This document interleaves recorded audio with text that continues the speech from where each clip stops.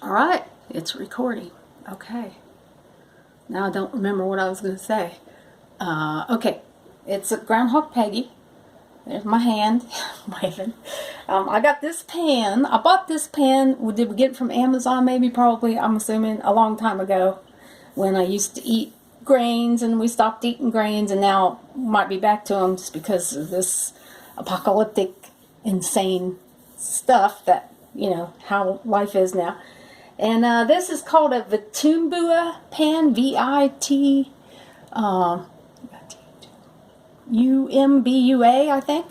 It's I don't know what country in Africa. It might be a whole region in Africa. It's an African dish that they make with rice flour and some spices and stuff.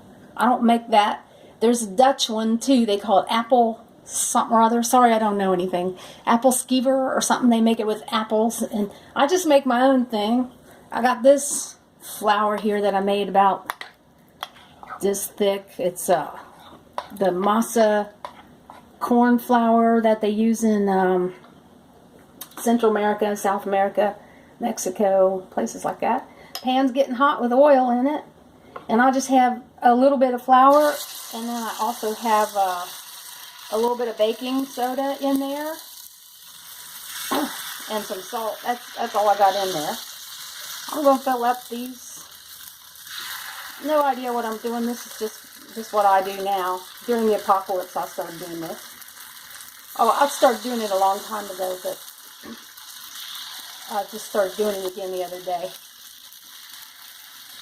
So I got those kind of halfway filled up. Whoops, hang on. Need another spoon.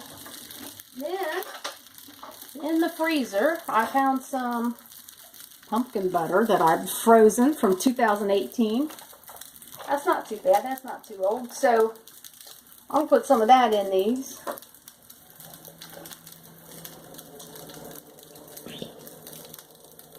(2018) wasn't that long ago, depending on your perspective.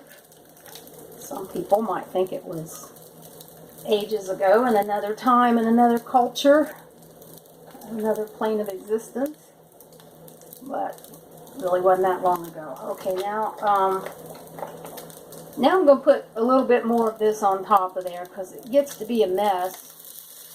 That pumpkin butter. I probably got too much in there now, I think. Because you never do anything right when you have the camera on you. Or I don't. Some people do. I'm not those people. Get the camera on me, I do everything wrong. I start shaking. I forget everything.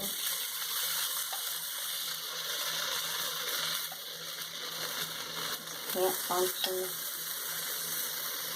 I just want to get that apple butter kind of covered up because it just makes a mess, sticks on the pan and all that. And then kind of let these things sit.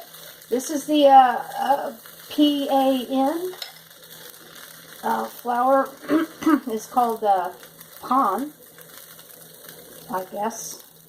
And it stands for something. It's a Venezuelan type of flour. Somebody from Venezuela actually told me about it, and pretty good stuff. If you don't eat wheat, it sort of behaves a lot like wheat, as far as I can remember wheat. I haven't eaten wheat since 2004 or something like that, I think. So I'm going to let those things cook. I'll turn it up just a little bit, hurry them up a little bit. What's that back there? That's a waffle iron.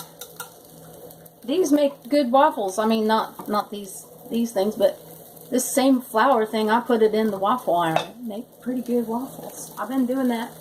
I haven't been doing that very long. I just started doing that again. We went without grains for a year and a half. But then I thought, well, it's hard to keep eating that way when you got a pandemic in your face, You got a once in 500-year occurrence or whatever. I guess not that. I mean, supposedly the 1918 flu wreaked as much havoc, but I feel like it's more like the plague. I don't know. Anyhow, let's see if they will start moving. Nope. Okay, forget that.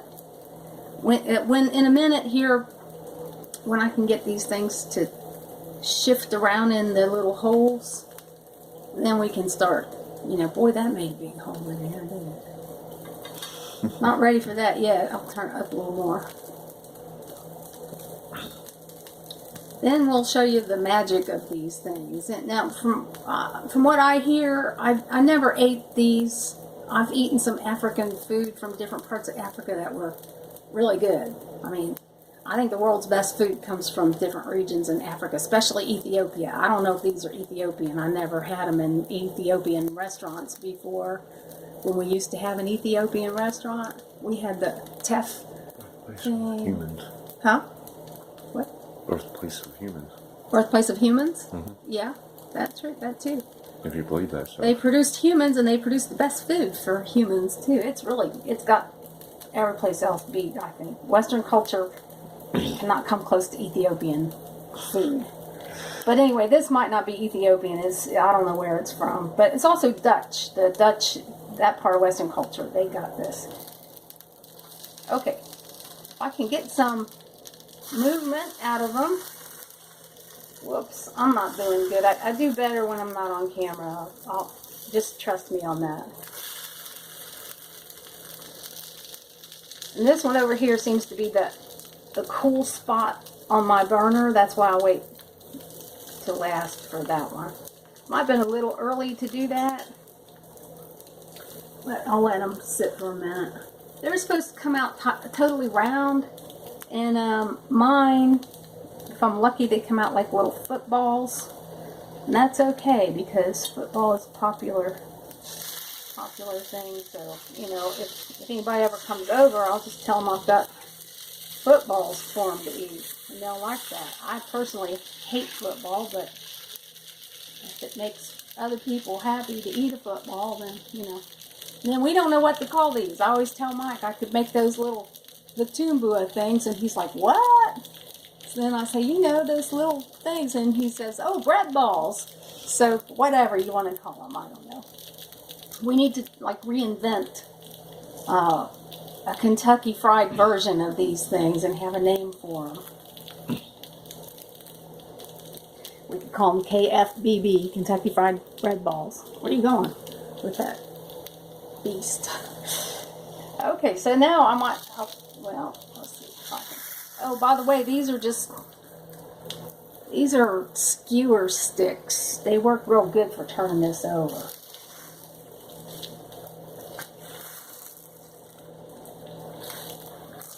I don't remember how I found out about this.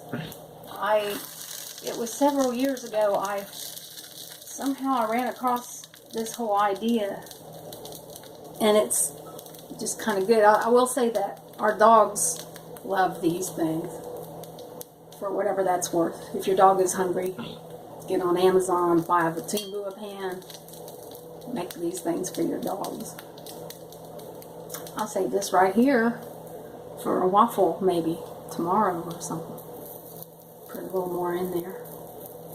This kind of flour really thickens up too. You put some water in it, wait, it gets pretty thick, you add some more. That's probably not the way the people in Central America and Mexico and South America do it, but that's how I do it. Everything's Kentucky Fried in my house. And how come it's always an odd number? Well, they made that pan, they sure didn't make it in a fair way for an even number of people, because then you get to fight over the last one, or if they taste bad, you get to fight over who has to eat the last one. I mean, it's not fair, but for us, now we have just two little dogs, and they a half of one is plenty for them, so we can leave the odd one for those guys. That way, how many are there? 1, 2, 3, 4, 5, 6, 7. That is weird, but I guess oh, okay, too quick. Don't do that. What I just did, don't do that. You have to be really easy and gentle with these things. What you want to do is, and it works better with other kinds of flour. I did it with rice flour a long time ago when I first did this. You want crispy outside and soft inside. and some kind of something in there. We did it with, remember we did it with sausage in there? What do you mix up the batter with?